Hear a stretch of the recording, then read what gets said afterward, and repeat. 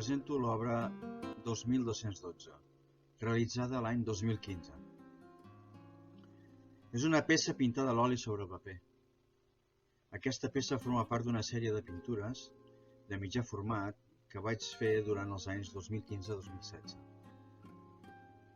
Aquesta sèrie indaga en la idea d'un expressionisme pautat i contingut, dirigint l'expressió cap al seu propi silenci.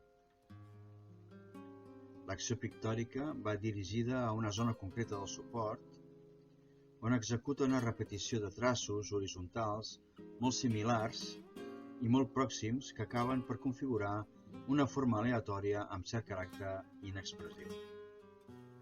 És important insistir en la idea de pertinença a una sèrie, ja que només així la peça obté la seva posició i la seva raó en el temps dins el conjunt del meu treball. No tinc gens d'interès en agradar. La meva intenció és poetitzar i compartir certs aspectes de la naturalesa humana.